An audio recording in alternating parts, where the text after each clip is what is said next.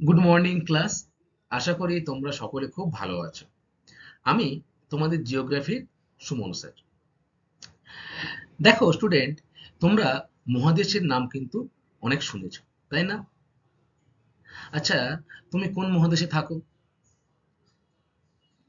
Very good, Asia মহাদেশে থাকো, তাই তো? এশিয়া মহাদেশের ভারতবর্ষ দেশে তুমি থাকো। আচ্ছা, এবার বলো আমাকে যে এই যে মহাদেশ, কতগুলি তুমি মহাদেশের নাম জানো? Very good. পৃথিবীতে 7টা কিন্তু মহাদেশ রয়েছে, তাই না? যেমন এশিয়া, আফ্রিকা, ইউরোপ, উত্তর আমেরিকা, দক্ষিণ আমেরিকা, ওशिয়ানিয়া, তাই তো? আচ্ছা, তোমরা বলো তো আমাকে যে পৃথিবীর আহ, আয়তনে এবং জনসংখ্যায় বৃহত্তম মহাদেশটির নাম কি? ভেরি গুড, এশিয়া মহাদেশ, তাই না? আমরা এই এশিয়া মহাদেশে অবস্থান করছি। এই এশিয়া মহাদেশেই কিন্তু সব থেকে বেশি জনসংখ্যা রয়েছে এবং আয়তনেও কিন্তু এই এশিয়া মহাদেশ সব থেকে অন্যান্য মহাদেশের তুলনায় অনেকটাই বড়। তাহলে বলো, সবথেকে ক্ষুদ্রতম মহাদেশের নাম কি? ভেরি গুড, ওশিয়ানিয়া, তাই তো? আচ্ছা, এবারে আমরা স্টুডেন্ট পৃথিবীর যে ষষ্ঠ বৃহত্তম মহাদেশ, সেই মহাদেশের নাম কিন্তু হলো ইউরোপ মহাদেশ। স্টুডেন্ট, বুঝতেই পারছো আজকে কিন্তু তাহলে আমরা একটা মহাদেশ সম্পর্কে আলোচনা করব। ঠিক আছে? যে মহাদেশটা নিয়ে আলোচনা করব সেটা হলো ইউরোপ মহাদেশ। এই ইউরোপ মহাদেশ পৃথিবীর ষষ্ঠ বৃহত্তম মহাদেশ এবং স্বাস্থ্য, শিক্ষা, সংস্কৃতি, শিল্প সব দিক দিয়েই কিন্তু এই ইউরোপ মহাদেশটা সমৃদ্ধ, তাই না? এর আগের অধ্যায়ে তোমরা দশম অধ্যায়ে কি পড়েছিলে? আফ্রিকা মহাদেশ সম্পর্কে, তাই না? তোমাদের মনে আছে আফ্রিকা মহাদেশের উচ্চতম শৃঙ্গের নাম? বলো তো কি? Very good, Mount Kilimanjaro. আচ্ছা, বলো তো আফ্রিকা মহাদেশের দীর্ঘতম নদীর নাম কি? নীল নদ, তাই না? আচ্ছা, তাহলে তোমরা এর আগের অধ্যায়ে কিন্তু আফ্রিকা মহাদেশ পড়ে এসেছো। আজকে ইউরোপ মহাদেশের সেই আফ্রিকার মতোই আমরা আজকের কেবলমাত্র ভূপ্রকৃতি নিয়ে আলোচনা করব। এর পরের ক্লাসে আমরা ধীরে ধীরে জলবায়ু, স্বাভাবিক উদ্ভিদ, নদ নদী ইত্যাদি সম্পর্কে কিন্তু আমরা জানব। আজকের ক্লাসে কেবলমাত্র আমি তোমাদের ইউরোপ মহাদেশ সম্পর্কে বলবো এবং ইউরোপ মহাদেশের যে ভূপ্রকৃতি, সেই ভূপ্রকৃতি সম্বন্ধে বিস্তারিত আলোচনা করব। তাহলে চলো ক্লাস শুরু করা যাক। আজকের ক্লাস তোমাদের সপ্তম শ্রেণীর একাদশ অধ্যায়, ইউরোপ মহাদেশ। ইউরোপ মহাদেশ, দেখো স্টুডেন্ট, আমরা কি জানলাম প্রথমে? যে পৃথিবীতে ষষ্ঠ বৃহত্তম মহাদেশ কিন্তু এই ইউরোপ মহাদেশ। এটা কিন্তু তোমরা মনে রাখবে। এরপর জ্ঞান বিজ্ঞান, সাহিত্য, সংস্কৃতি, কৃষি, শিল্প এবং প্রযুক্তি এবং গবেষণায় কিন্তু এই যে ইউরোপ মহাদেশ অন্যান্য মহাদেশের তুলনায় কিন্তু অনেকটা এগিয়ে। অর্থাৎ এই মহাদেশেই কিন্তু অনেক কিছু আগে থেকেই উন্নত লাভ করেছে, সেটা অষ্টাদশ শতাব্দীর পর থেকেই। ঠিক আছে? দেখো, একসময় এই মহাদেশের উৎসাহী যে নাবিকরা ছিল, তারা ভৌগোলিক অভিযানের কারণে কিন্তু পৃথিবীর অজানা অচেনা অনেক দেশ, মহাদেশ সম্পর্কে সন্ধান তারাই প্রথম দিয়েছিলেন আমাদের। যেমন তোমাদের কিন্তু মনে আছে স্টুডেন্ট, ভাস্কো দা গামার কথা। মনে পড়ে ভাস্কো দা গামার কথা? তোমরা শুনেছো ভাস্কো দা গামার কথা? শুনেছো তো? ভাস্কো দা গামা একজন ইউরোপীয় বণিক ছিলেন। তিনি পর্তুগিজের নাবিক ছিলেন। ইউরোপের একটা দেশের নাম হচ্ছে পর্তুগাল। সেই পর্তুগিজের নাবিক তিনি কিন্তু ভারতে আসার জন্য সমুদ্রপথে যাত্রা শুরু করেন এবং তিনি প্রথম কিন্তু সমুদ্রপথ আবিষ্কার করেন ভারতে আসার। ঠিক আছে? দেখো, এরকম কিন্তু আরো অনেক ছোট বড় মহাদেশ বা দেশ কিন্তু আবিষ্কার করেছিলেন এই ইউরোপের বণিকরা। তারা কিন্তু ব্যবসা বাণিজ্যের উদ্দেশ্যে জাহাজে করে সমুদ্রপথে কিন্তু এক স্থান থেকে অন্য স্থানে বা নতুন দেশ আবিষ্কারের সন্ধানে বা নেশায় কিন্তু তারা ইউরোপ থেকে বিভিন্ন জায়গায় পাড়ি দিয়েছে। ঠিক আছে? এরপরে দেখো স্টুডেন্ট, শিল্প বিপ্লব এবং আধুনিক যে যন্ত্র নির্ভর সভ্যতা। এখন দেখবে প্রতিটা জিনিস কিন্তু মানুষের শ্রমের থেকে যন্ত্র নির্ভর। অর্থাৎ যন্ত্রের সাহায্যে কিন্তু সবকিছু কাজ হয়ে যাচ্ছে। যেমন আগে যেমন তোমরা কৃষিক্ষেত্রে দেখেছো যে গরু নাঙ্গল দিয়ে কিন্তু মাটি চাষ করা হতো বা মাটি খোঁড়া হতো, তাই না? কিন্তু বর্তমানে পাওয়ার টিলার, ট্রাক্টরের দ্বারা কিন্তু মাটি খোঁড়া হয়। এতে যেমন সময়ও কম লাগে, তেমনি শ্রমও কিন্তু মানুষের কম লাগে অনেক, তাই তো? এই যে যন্ত্রপাতি, এই যন্ত্রপাতি কিন্তু প্রথম আবিষ্কার হয়েছিল এই ইউরোপ মহাদেশে। আর শিল্প বিপ্লবটা কি? দেখো, তোমরা সবুজ বিপ্লবের নাম হয়তো শুনেছো, যেটা পাঞ্জাব এবং হরিয়ানা, ভারতবর্ষের পাঞ্জাব হরিয়ানাতে হয়েছিল। গম উৎপাদনে সব থেকে বেশি হয়েছিল এবং অন্যান্য ফসলও কিন্তু উৎপন্ন হয়েছিল। উচ্চ ফলনশীল বীজের ফলে 60-এর দশকে কিন্তু প্রচুর উৎপাদন হয়েছিল। ঠিক তেমনি অষ্টাদশ শতাব্দীতে ইংল্যান্ডে কিন্তু তথা সমগ্র ইউরোপে শিল্প বিপ্লব দেখা দেয়। অর্থাৎ নতুন নতুন যন্ত্রপাতি আবিষ্কার হয়, বড় বড় কারখানা নির্মিত হয়। ঠিক আছে? তাহলে আমরা কি জানলাম? জানলাম যে শিল্প বিপ্লব এবং আধুনিক যে যন্ত্র নির্ভর সভ্যতার বিকাশ প্রথম ঘটেছিল কোথায়? ইউরোপ মহাদেশে। তাহলে তোমরা বুঝতেই পারছো, জ্ঞান বিজ্ঞান বা প্রযুক্তি ইত্যাদি ক্ষেত্রে কিন্তু এই ইউরোপ মহাদেশ অন্যান্য মহাদেশের তুলনায় অনেকটাই এগিয়ে রয়েছে, তাই তো? আচ্ছা, এরপরে দেখো স্টুডেন্ট, এই মহাদেশের বেশ কিছু দেশ থেকে সারা পৃথিবীতে কিন্তু ব্যবসা বাণিজ্য বা অভিযান হয়েছিল। এটা একটু আগেই আমরা জানলাম, তাই না? ফলে এক সময়ে পৃথিবীর বেশিরভাগ দেশ কিন্তু এই দেশগুলোর উপনিবেশ ছিল। আচ্ছা, উপনিবেশ কথার অর্থ কি? দেখো, আমাদের ভারতবর্ষেও কিন্তু ইংরেজদের দ্বারা প্রায় 200 বছর ইংরেজরা শাসন করেছিল। আমরা পরাধীন ছিলাম, তাই তো? 1947 সালে আমাদের দেশ স্বাধীন হয়। তার আগে কিন্তু এই ইংরেজরাই আমাদের দেশের উপনিবেশ স্থাপন করেছিল। অর্থাৎ এই ইংরেজরা কিন্তু ভারতবর্ষে আসে ব্যবসা বাণিজ্যের উদ্দেশ্যে। ধীরে ধীরে এই ব্যবসা বাণিজ্যের ছলনায় তারা কিন্তু আমাদের সমগ্র দেশটাকে কবজায় করে নেয় এবং ইউরোপ থেকে বা ইংল্যান্ড থেকে, সেখান থেকে কিন্তু আমাদের দেশটা পরিচালনা করা শুরু করে। এরপর দীর্ঘদিন আমরা পরাধীন ভারতে অবস্থান করেছি। তারপর 1947 সালে দেশ স্বাধীন হওয়ার পর ইংল্যান্ডের লোক বা এই ইংরেজরা কিন্তু আমাদের দেশ ছেড়ে নিজের দেশে চলে যায়, তাই তো? এরকম ভাবে শুধু ভারতবর্ষ নয়, এশিয়া, তারপরে আফ্রিকা, দক্ষিণ আমেরিকার যে বিভিন্ন ছোট ছোট দেশ রয়েছে, সেই দেশে কিন্তু ব্যবসা বাণিজ্যের উদ্দেশ্যে এই ইউরোপিয়ানরা প্রথমে যেত। তারপরে সেখানে তারা ব্যবসা বাণিজ্যের ছলনায় কিন্তু পাকাপাকিভাবে থাকা শুরু করত এবং সেখানে তাদের উপনিবেশ স্থাপন করত। তাহলে তোমরা বুঝতেই পারছো যে অন্যান্য মহাদেশের তুলনায় কিন্তু এই ইউরোপ মহাদেশ সবকিছুতে অনেকটাই এগিয়ে, তাই তো? আয়তনে ক্ষুদ্র হলেও কিন্তু এই মহাদেশের বৈচিত্র্য সর্বাপেক্ষা বেশি এবং জনগণ থেকে শুরু করে সাধারণ মানুষ সবাই শিক্ষিত, সাহিত্য সংস্কৃতি সব দিক থেকে কিন্তু এরা অনেকটা এগিয়ে। এরপর স্টুডেন্ট, আমরা এই যে ইউরোপ মহাদেশের রাজধানী বা বিভিন্ন দেশের রাজধানী বা বিভিন্ন দেশ, সেখানকার বিখ্যাত বিখ্যাত শহর, ইউরোপ মহাদেশের আয়তন, ইউরোপ মহাদেশের অক্ষাংশগত অবস্থান ইত্যাদি সম্পর্কে কিন্তু আমরা জানার চেষ্টা করব। এক নজরে ইউরোপ মহাদেশ। দেখো স্টুডেন্ট, প্রথমে কিন্তু আমরা আসবো অবস্থান সম্পর্কে। আচ্ছা, তোমরা আমাকে বলো যে কোন স্থানের আমরা অবস্থান নির্ণয় করব কি করে? Very good. সেই স্থানের অক্ষাংশগত এবং দ্রাঘিমাংশগত অবস্থানের মাধ্যমেই তো আমরা কোন স্থানের অবস্থান নির্ণয় করব, তাই তো? তাহলে চলো দেখে ফেলি ইউরোপ মহাদেশের অবস্থানটাই অক্ষাংশগত এবং দ্রাঘিমাংশগত। 35 ডিগ্রি উত্তর অক্ষাংশ থেকে 71 ডিগ্রি উত্তর অক্ষাংশ এবং 24 ডিগ্রি পশ্চিম দ্রাঘিমা থেকে 65 ডিগ্রি পূর্ব দ্রাঘিমা পর্যন্ত কিন্তু এই ইউরোপ মহাদেশ বিস্তৃত। ঠিক আছে? আচ্ছা, এবারে আমরা আসবো সীমানা। সীমানা বলতে বোঝায় তোমার বাড়ির চারিপাশে কারা কারা রয়েছে। তেমনি ইউরোপ মহাদেশের চারিদিকে কারা কারা রয়েছে, চলো সেটা একটু আমরা দেখে নিই। প্রথমে দেখবো পূর্ব দিকে কি রয়েছে।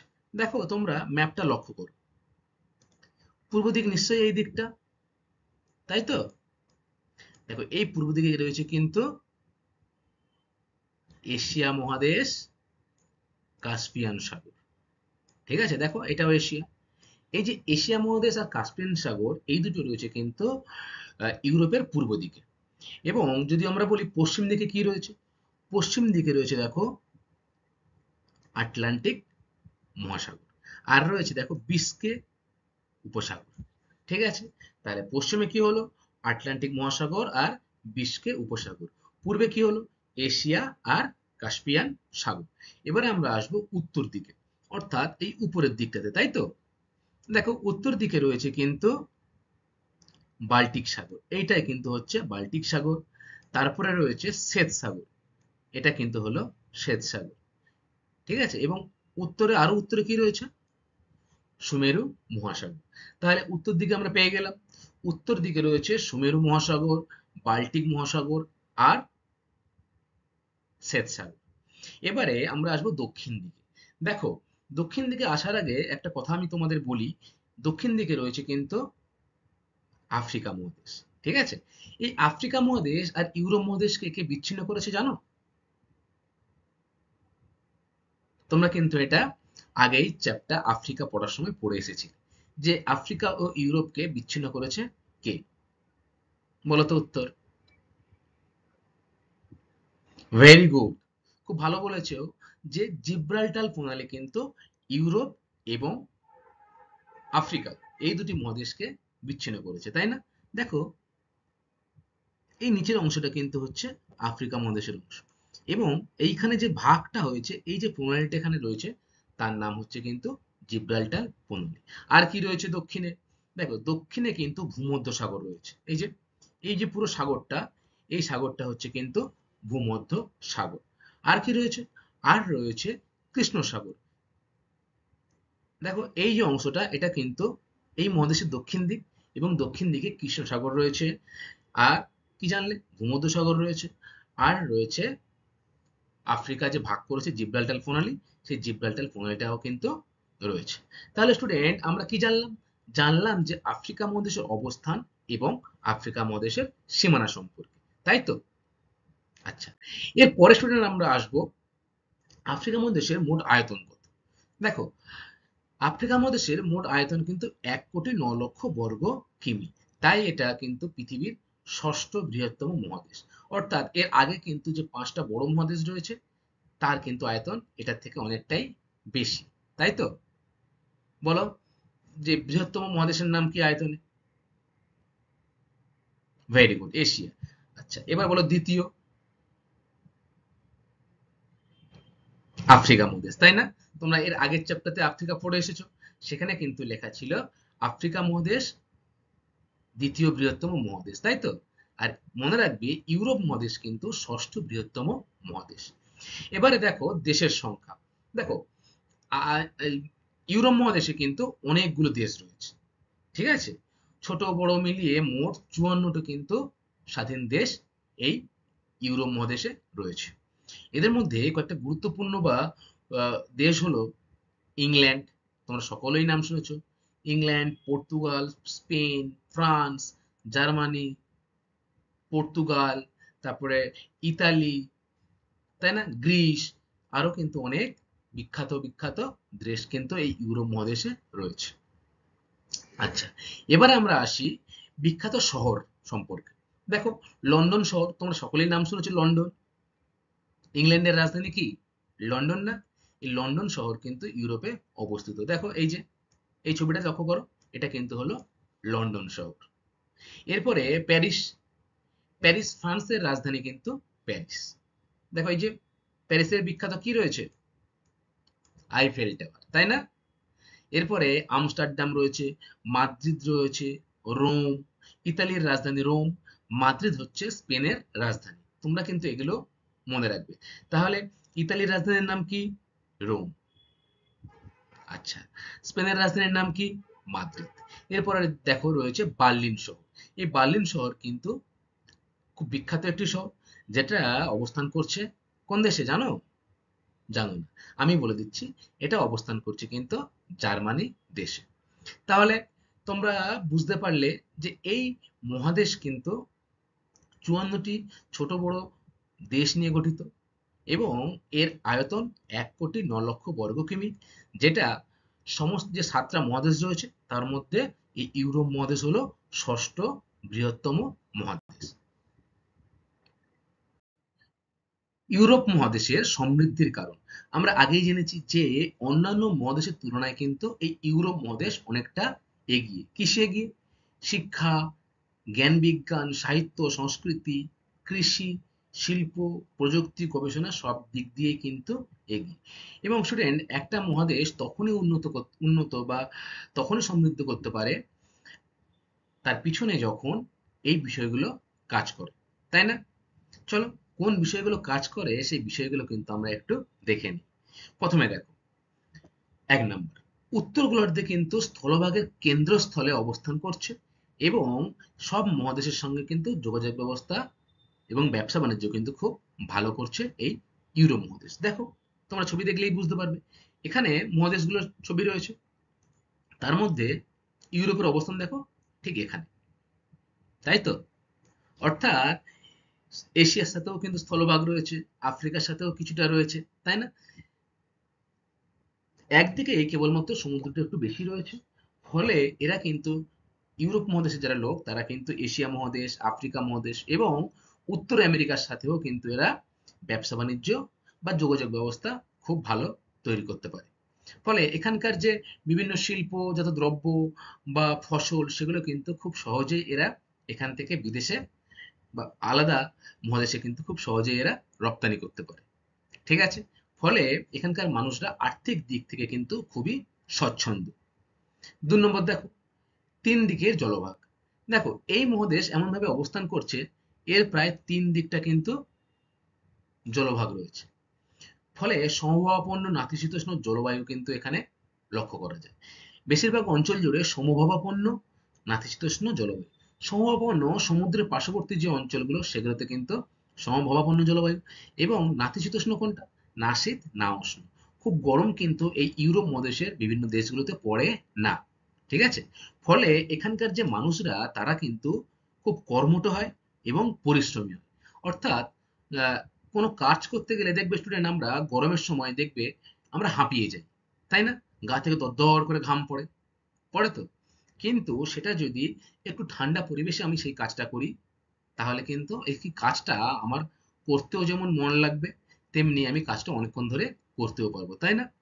ফলে এই ইউরোপ মহাদেশের জলবায়ুটা এত আরামদায়ক, এখানকার মানুষরা খুব কর্মঠ হয় এবং পরিশ্রমী হয়। ঠিক আছে? এবারে 3 নম্বরটা দেখি, চলো। দেখো, 3 নম্বর রয়েছে পৃথিবীর সর্বাপেক্ষ শিল্প উন্নত মহাদেশ কিন্তু এই ইউরোপ মহাদেশ। এর কারণ কি? এর কারণ হচ্ছে, দেখো, খনিজ সম্পদের প্রাচুর্য কিন্তু এই ইউরোপ মহাদেশে বিপুল পরিমাণে রয়েছে। অর্থাৎ খনিজ তেল, ম্যাঙ্গানিজ, আকরিক লোহা, অ্যালুমিনিয়াম, যে বিভিন্ন খনিজ পদার্থগুলো সেইগুলো কিন্তু প্রচুর পরিমাণে এই ইউরোপ মহাদেশে পাওয়া যায়।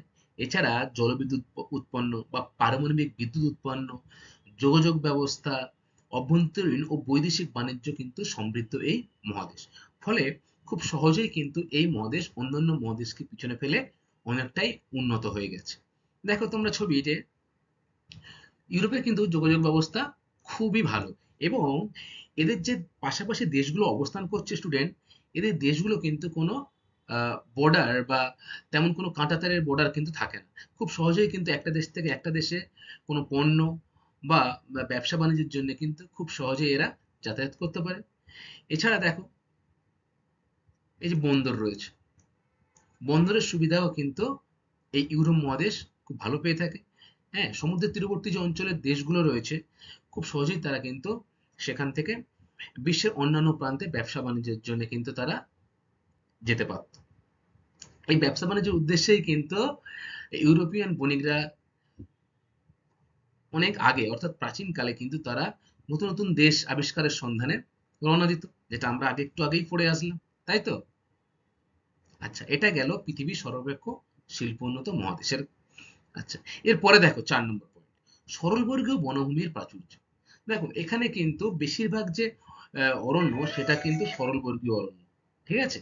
তাহলে এখানকার যে বেশিরভাগ অরণ্য সরলবর্গীয়, অর্থাৎ সেখানে নরম কাঠ পাওয়া যায়, কাগজ তৈরি করা যায় এবং কাষ্ঠশিল্পে কিন্তু খুবই উন্নত এই মহাদেশ। আচ্ছা, এরপরে দেখো রয়েছে উষ্ণ উপসাগরীয় সমুদ্র স্রোত। সমুদ্রের তীরবর্তী অঞ্চল রয়েছে 3 দিক ঘেরা, তাই না? আগে একটু আগেই পড়লাম। ফলে এই উষ্ণ যে স্রোতটা সে সমুদ্র থেকে কিন্তু স্থলভাগের দিকে আসে। ফলে উত্তর পশ্চিম দিকে যে বন্দরগুলো রয়েছে সেগুলো কিন্তু বছরের বেশিরভাগ সময় বরফ মুক্ত থাকে। দেখো, উত্তর গোলার্ধে অবস্থান করার ফলেও কিন্তু এখানে ঠান্ডা থাকা সত্ত্বেও এই উষ্ণ স্রোতের প্রভাবে কিন্তু নদীগুলোতে বা সমুদ্রগুলোতে তেমনভাবে বরফ পড়ে না। আর বরফ না পড়লে স্টুডেন্ট তোমরা বুঝতেই পারছো যে জাহাজে করে কিন্তু খুব সহজেই সমুদ্র পথের মাধ্যমে সারা বিশ্বের সাথে কিন্তু যোগাযোগ স্থাপন করা সম্ভব হবে খুব সহজেই, তাই তো? আচ্ছা, এরপরে আর কি কারণ রয়েছে এই ইউরোপ মহাদেশ সমৃদ্ধির পিছনে? দেখো, বাণিজ্যিক ভাবে কিন্তু এখানে মৎস্য আহরণ করা হয়। অর্থাৎ বাণিজ্যিক ভাবে মানে ভেরি গুড, ব্যবসা বাণিজ্য মানে হচ্ছে আর্থিকভাবে ইনকাম বা টাকা আসবে কাছে মাছ বিক্রি করে, তাই তো? এখান থেকে কিন্তু সারা বিশ্বে মৎস্য রপ্তানি করা হয় এবং প্রচুর বৈদেশিক মুদ্রা কিন্তু এই মৎস্য ব্যবসা বাণিজ্যের মাধ্যমে কিন্তু এই ইউরোপ মহাদেশের বিভিন্ন দেশগুলো তারা কিন্তু আহরণ করে। ফলে খুব সহজেই কিন্তু আর্থিক যেমন দিক তাদের স্বচ্ছন্দ হচ্ছে, তেমনি কিন্তু পুরো সমগ্র ইউরোপ মহাদেশটির কিন্তু সমৃদ্ধি হচ্ছে, তাই না? তোমরা ছবিতে দেখো, এই যে বন্দর রয়েছে, এই বন্দর কিন্তু বরফ মুক্ত বন্দর, অর্থাৎ বছরের বেশিরভাগ সময়টাই কিন্তু সমুদ্রের জল জলই থাকে, বরফে পরিণত হয় না। কেন এই কথাটা বলছি? তার কারণ হচ্ছে এই ইউরোপ মহাদেশ কিন্তু উত্তর গোলার্ধে অবস্থিত। আমরা কি জানি যে উত্তর গোলার্ধে বরফ পড়ে প্রচুর, তাই না? আচ্ছা, 7 নম্বর পয়েন্ট দেখো স্টুডেন্ট, উন্নত কৃষি ব্যবস্থা এবং মিশ্র কৃষি। তোমরা আগেই পড়ে এসেছো যে শিল্প বিপ্লব সম্পর্কে, নতুন নতুন যন্ত্রপাতি আবিষ্কার হচ্ছে। তেমনি কৃষি ক্ষেত্রেও কিন্তু এই বিপ্লবটা কিন্তু দেখা দিয়েছিল ইউরোপে। নতুন নতুন যন্ত্রপাতি আবিষ্কার, যেমন পাওয়ার ট্রাক্টর, পাওয়ার টিলার, এগুলো কিন্তু অনেকদিন আগে থেকেই এই ইউরোপ মহাদেশে আবিষ্কার হয়েছিল। এবং ইউরোপ মহাদেশে যে চাষটা হয় সেটা কিন্তু মিশ্র কৃষি। মিশ্র কৃষি মানে মিশ্র কৃষি মানে হচ্ছে একটা জমিতে যখন বিভিন্ন রকম বা বছরের বিভিন্ন সময় বিভিন্ন রকম ফসল উৎপন্ন করা হবে, তখন তাকে আমরা বলবো মিশ্র কৃষি।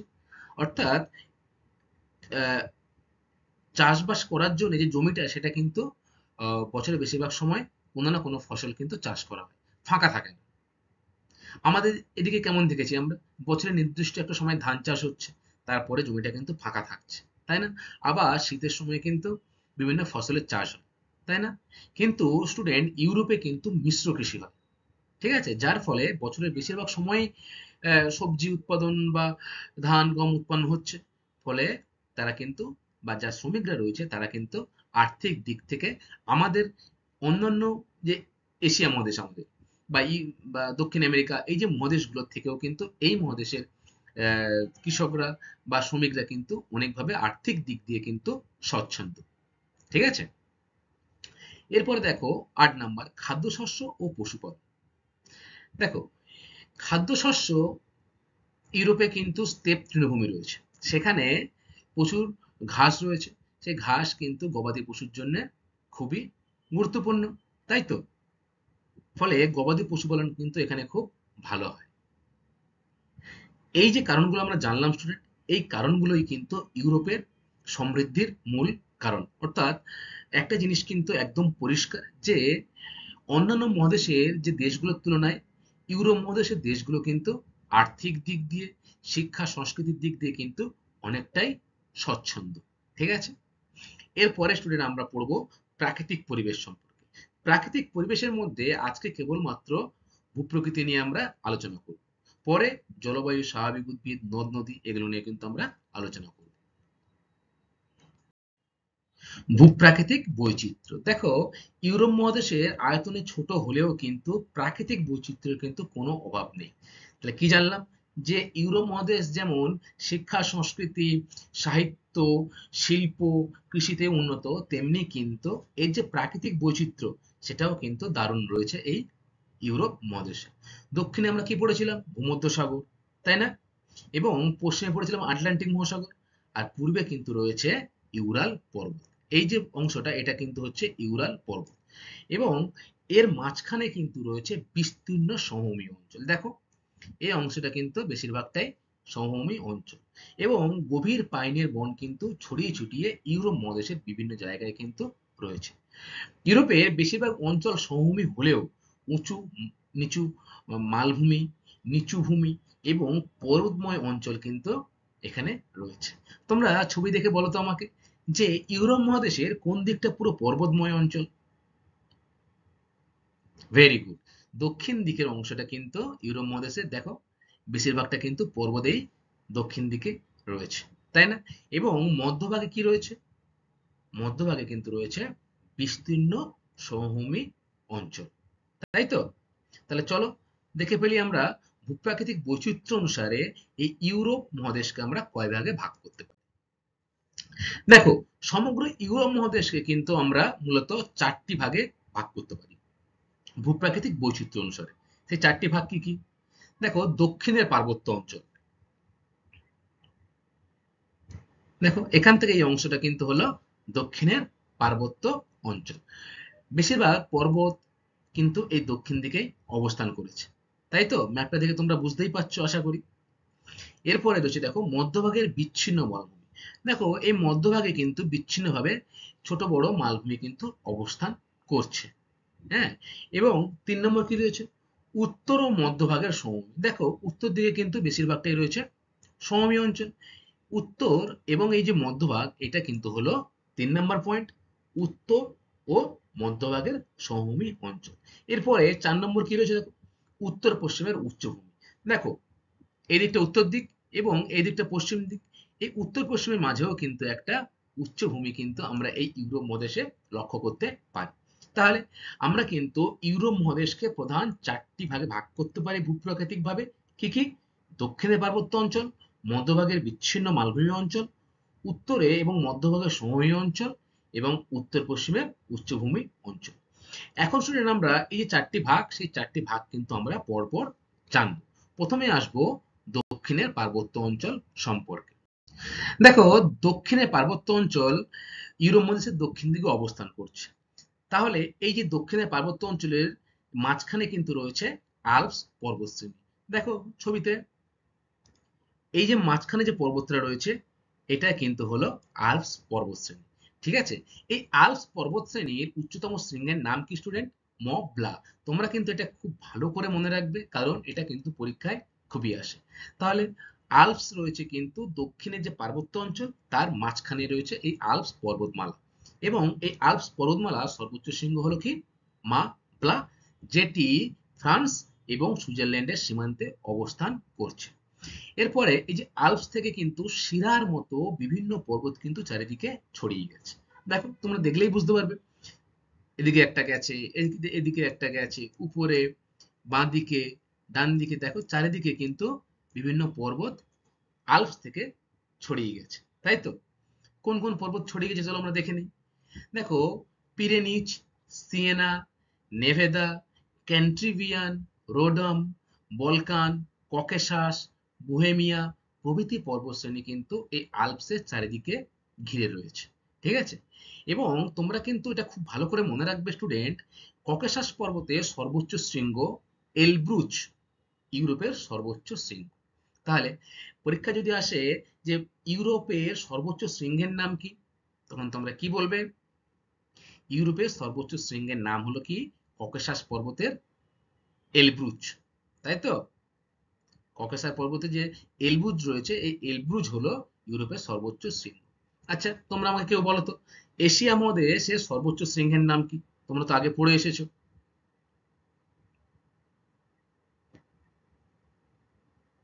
Very good. এশিয়া মহাদেশের সর্বোচ্চ শৃঙ্গের নাম কিন্তু মাউন্ট এভারেস্ট, তাই না?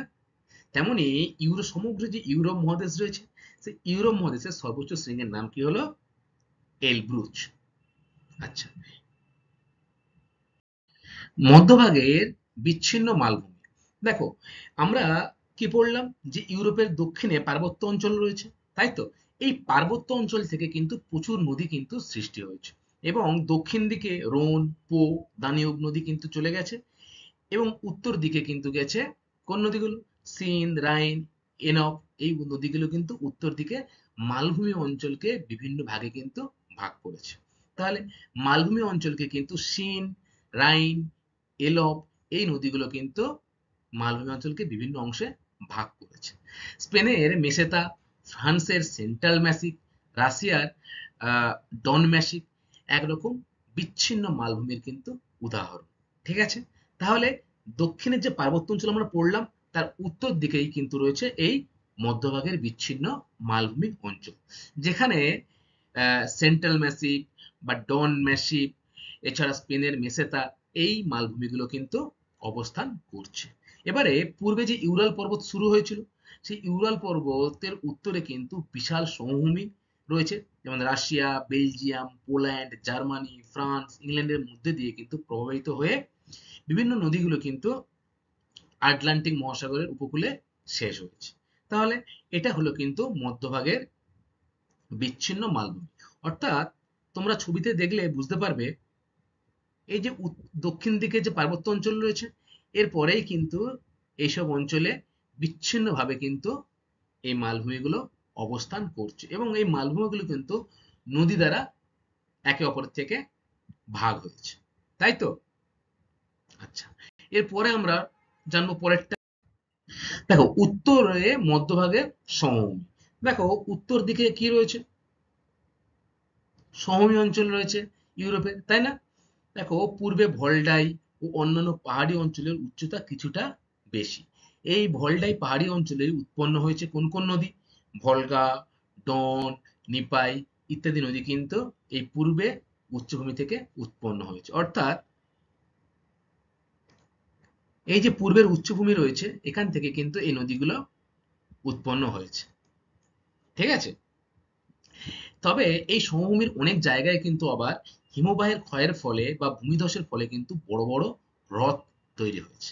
তাহলে কি এই মধ্যভাগের যে সমভূমি অঞ্চল, এই সমভূমি অঞ্চলের কিন্তু মাঝে মাঝে হিমবাহের ক্ষয়কার্যের ফলে কিন্তু হ্রদের সৃষ্টি হয়েছে। যেমন ল্যাডোগা, এই ল্যাডোগা হ্রদ কিন্তু ইউরোপের বৃহত্তম হ্রদ। তোমরা এটা খুব ভালো করে মনে রাখবে, যদি পরীক্ষায় দেয় ইউরোপের বৃহত্তম হ্রদের নাম কি, তোমরা কি লিখবে? যে ইউরোপের বৃহত্তম হ্রদের নাম হলো কি? ল্যাডোগা। এই সমভূমির উত্তর পশ্চিমে নেদারল্যান্ড সমুদ্রের অগভীর এলাকা ভরাট করে তৈরি হয়েছে পোল্ডার ভূমি। পোল্ডার ভূমি এটা কি? পোল্ডার ভূমি স্টুডেন্ট হলো যে সমুদ্রের একটা অগভীর অংশ, যেটা সমুদ্রের জল কিন্তু বা গভীরতা কিন্তু বেশি নয়, সেই অংশে নদীর উল্টো দিকে বাঁধ বা সমুদ্রের উল্টো দিকে বাঁধ দিয়ে সেই অংশটা দিনের পর দিন রেখে কিন্তু পোল্ডার ভূমি বা সেই অগভীরটাকে ভরাট করে কিন্তু পোল্ডার ভূমি তৈরি করা হয়ে থাকে। ঠিক আছে, তাহলে আমরা কি জানলাম? জানলাম যে উত্তরে যে মধ্যভাগ, এই যে সমভূমি অঞ্চল রয়েছে, সেই সমভূমি অঞ্চল সম্পর্কে। এরপরে আমরা দেখব উত্তর পশ্চিমের উচ্চভূমি। দেখো, উত্তর পশ্চিমে কিন্তু অনেক উচ্চভূমি অবস্থান করছে, অর্থাৎ এই যে অংশগুলোকে বোঝানো হচ্ছে, তাই তো? দেখো, ইউরোপের উত্তর পশ্চিমে ফিনল্যান্ড রয়েছে, সুইডেন রয়েছে, নরওয়ে রয়েছে ও আইসল্যান্ডের প্রাচীন পার্বত্য অঞ্চল দেখা যায়। অর্থাৎ এখানে কিন্তু প্রাচীন কাল থেকে একটা পার্বত্য অঞ্চল বর্তমান রয়েছে। নরওয়ের ডোভারফেল, ব্রিটিশ যুক্তরাষ্ট্রের গ্যাম্পিয়ন এখানকার উল্লেখযোগ্য পর্বত। আচ্ছা, নরওয়ের নাম তোমরা শুনেছো আগে? শুনেছো? কিভাবে শুনেছো বা কি কারণে শুনেছো? নরওয়েকে, ভেরি গুড, নরওয়েকে নিশীথ সূর্যের দেশ বলা হয়, তাই না? রাত্রেবেলাও কিন্তু সূর্য মাঝে মাঝে দেখা যায়, তাই তো? এটা কিন্তু সেই নরওয়ে। এই নরওয়ে দেশটাও কিন্তু ইউরোপের উত্তর পশ্চিম দিকে অবস্থিত। এছাড়া সুইডেন, ফিনল্যান্ড এগুলোও কিন্তু উত্তরের যে উচ্চভূমি, সেই উত্তর পশ্চিমের উচ্চভূমির মধ্যেই কিন্তু এই দেশগুলো অবস্থান করছে। দেখো, হাজার হ্রদের দেশ। দেখো, ইউরোপের যে ফিনল্যান্ড দেশটা তোমরা নাম শুনলে, এই ফিনল্যান্ড দেশটা কিন্তু প্রায় 35,000-এরও বেশি হ্রদ অঞ্চল নিয়ে গঠিত হয়েছে, বা 35,000-এর বেশি হ্রদ কিন্তু রয়েছে এই ফিনল্যান্ডে। ফলে এই ফিনল্যান্ডকে কি বলা হয় জানো? হাজার হ্রদের দেশ। দেখো, এই দেশটা ফিনল্যান্ড দেশ, এবং অসংখ্য হ্রদ কিন্তু এই দেশে উৎপন্ন হয়েছে। প্রায় 35,000-এরও বেশি হ্রদ কিন্তু এখানে লক্ষ্য করা যায়। তাহলে তোমরা মনে রাখবে যে হাজার হ্রদের দেশ কাকে বলে? তোমরা কি উত্তর দেবে? যে হাজার হ্রদের দেশ বলা হয় ফিনল্যান্ডকে, তাই তো? আচ্ছা, এরপরে স্টুডেন্ট দেখো, কয়েকটি আগ্নেয়গিরি সম্পর্কে কিন্তু আমাদের জানতে হবে। আহ, এই ইউরোপ মহাদেশে কিন্তু কয়েকটি বিখ্যাত বিখ্যাত আগ্নেয়গিরি রয়েছে। কি কি? ইউরোপের দক্ষিণে ভূমধ্যসাগরীয় অঞ্চলের কাছাকাছি ইতালিতে রয়েছে ভিসুভিয়াস। তোমরা অনেকেই নাম শুনেছো আগ্নেয়গিরির। ভিসুভিয়াস আগ্নেয়গিরি শুনেছো তো, ইতালির ভিসুভিয়াস শুনেছো। এরপরে দেখো সিসিলি দ্বীপের এটলা কিন্তু একটা আগ্নেয়গিরির উদাহরণ। এরপর তোমরা অবশ্যই শুনেছো নাম যে লিপারি দ্বীপের স্ট্রম্বেলি আগ্নেয়গিরি কিন্তু দেখা যায়। এই স্ট্রম্বেলি আগ্নেয়গিরি, এই যে ভিসুভিয়ান, এগুলো কিন্তু জীবন্ত আগ্নেয়গিরির উদাহরণ বা সক্রিয় আগ্নেয়গিরি, অর্থাৎ এগুলো থেকে কিন্তু মাঝে মাঝে এখনো অগ্নুৎপাত ঘটে চলেছে, তাই তো? আচ্ছা, এই সক্রিয় বলতে মনে পড়লো, মৃত আগ্নেয়গিরিও কিন্তু হয়ে থাকে। যেমন যে আগ্নেয়গিরিগুলো একবার অগ্নুৎপাত হওয়ার পরে আর ভবিষ্যতে অগ্নুৎপাত হওয়ার সম্ভাবনা নেই, তাকে আমরা কি বলি? মৃত আগ্নেয়গিরি, তাই না? আবার সুপ্ত আগ্নেয়গিরি কি? যে একবার বিস্ফোরণ হয়েছে এবং ভবিষ্যতেও সে আগ্নেয়গিরির বিস্ফোরণ হতে পারে, তাকে আমরা কি বলি? সুপ্ত আগ্নেয়গিরি, তাই তো? ভারতের একটা কিন্তু আগ্নেয়গিরি রয়েছে, তোমরা তার নাম জানো কি? ভেরি গুড, ব্যারন রয়েছে, তাই না? আন্দামান নিকোবর দ্বীপপুঞ্জে রয়েছে ব্যারন। সে ব্যারন আগ্নেয়গিরি কিন্তু একটি উদাহরণ। দেখো, এটা তো আমরা ইউরোপের দক্ষিণ দিকে পড়লাম। এছাড়া আইসল্যান্ডে কিন্তু আহ, ক্যাফলা বা হেকলা নামে বেশ কয়েকটি আগ্নেয়গিরি আমরা লক্ষ্য করতে পারি। আচ্ছা স্টুডেন্ট, আমরা কিন্তু সামগ্রিকভাবে এই ইউরোপ মহাদেশের ভূপ্রকৃতি সম্পর্কে আজকে আলোচনা করলাম। ঠিক আছে? আজকের ক্লাসটা তোমাদের এই পর্যন্তই, এবং এরপরে আমি কতকগুলি গুরুত্বপূর্ণ প্রশ্ন আমি তৈরি করেছি তোমাদের জন্য, যেগুলো কিন্তু পরীক্ষায় প্রায়শই আসে।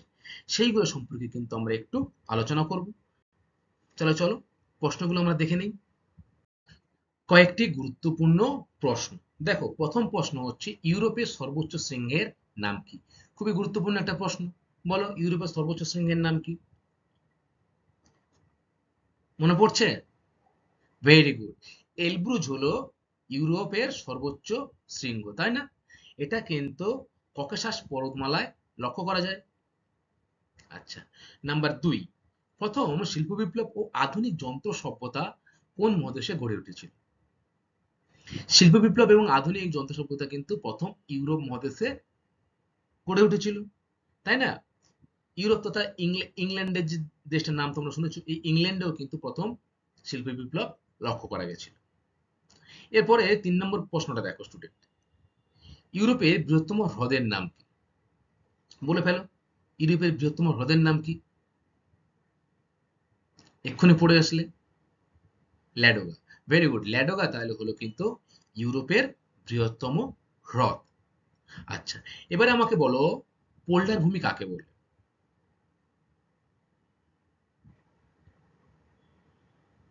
ভেরি গুড, অগভীর সমুদ্রে বাঁধ দিয়ে যখন নতুন ভূমিভাগ তৈরি করা হয়, তাকে আমরা কি বলবো? পোল্ডার ভূমি, তাই তো? এই পোল্ডার ভূমি সম্পর্কে আরো বিস্তারিত কিন্তু তোমাদের বইতেই রয়েছে। পরের ক্লাসে কিন্তু আমি এই পোল্ডার ভূমি সম্পর্কে আরো বেশি করে তোমাদের জানাবো। ঠিক আছে? আজকে শুধু তোমরা জানো যে পোল্ডার ভূমি কাকে বলে। যে অগভীর সমুদ্র কিন্তু যখন বাঁধ দিয়ে নতুন ভূমিভাগ তৈরি করা হয়, তাকে কি বলা হয়? পোল্ডার ভূমি। আচ্ছা, এরপরে দেখো 5 নাম্বার কোশ্চেন, হাজার হ্রদের দেশ কাকে বলা হয়? বলো। ফিনল্যান্ডকে। ভেরি গুড, কেন বলা হয়? প্রায় 35,000-এরও বেশি হ্রদ কিন্তু এই ফিনল্যান্ড দেশে লক্ষ্য করা যায়, তাই ফিনল্যান্ড দেশকে আমরা কি বলবো? হাজার হ্রদের দেশ। আচ্ছা, এরপরে দেখো, ইউরোপের একটা একটা পর্বত রয়েছে খুব বিখ্যাত, আল্পস পর্বত, তাই না? এই আল্পস পর্বতের সর্বোচ্চ শৃঙ্গের নাম কি বল? মবলা। ভেরি গুড, এই মবলা হলো কিন্তু আল্পস পর্বতের সর্বোচ্চ শৃঙ্গ, তাই তো? আচ্ছা, ইউরোপের কয়েকটি বিখ্যাত শহরের নাম লেখো। কয়েকটি বিখ্যাত শহরের নাম বলো তোমরা। লন্ডন, প্যারিস, তাই না? London, Paris, Rome, Berlin, Madrid, এগুলো কিন্তু হলো ইউরোপের বিখ্যাত বিখ্যাত শহর। এবং এই শহরগুলো কিন্তু আহ, সেখানকার বিভিন্ন দেশের কিন্তু রাজধানী। যেমন ইতালির রাজধানী রোম, ফ্রান্সের প্যারিস, স্পেনের মাদ্রিদ, ইংল্যান্ডের লন্ডন, তাই তো? এগুলো কিন্তু হলো এই দেশগুলোর রাজধানী। সাথে সাথে বিখ্যাত শহর। এরপরে দেখো স্টুডেন্ট, ইউরোপের দেশের সংখ্যা কয়টি? ইউরোপ মহাদেশে কয়টি দেশ রয়েছে স্টুডেন্ট? Very good. ইউরোপ মহাদেশে কিন্তু ছোট বড় মিলিয়ে মোট 54টি দেশ রয়েছে, তাই তো? আচ্ছা, এরপরে 9 নম্বর কোশ্চেন দেখো, ইউরোপ মহাদেশের সমৃদ্ধির কারণগুলি কি কি? এটা কিন্তু একটু বড় কোশ্চেন, অর্থাৎ এটা তোমাদের পরীক্ষায় কিন্তু 3 নাম্বার বা 5 নাম্বার এরকম ভাবে আসতে পারে। তোমরা কি লিখবে? ইউরোপ মহাদেশের সমৃদ্ধির কারণগুলি কি? সেখানকার জলবায়ু, খুবই আরামদায়ক জলবায়ু, কর্মঠ মানুষ এবং শ্রমিক খুব ভালো থাকে, তাই তো? এছাড়া প্রাকৃতিক যে খনিজ সম্পদের যে প্রাচুর্য সেগুলো লক্ষ্য করা যায়, প্রচুর রয়েছে ইউরোপ মহাদেশে। এর ফলে এই ইউরোপ মহাদেশ কিন্তু সমৃদ্ধি হয়েছে।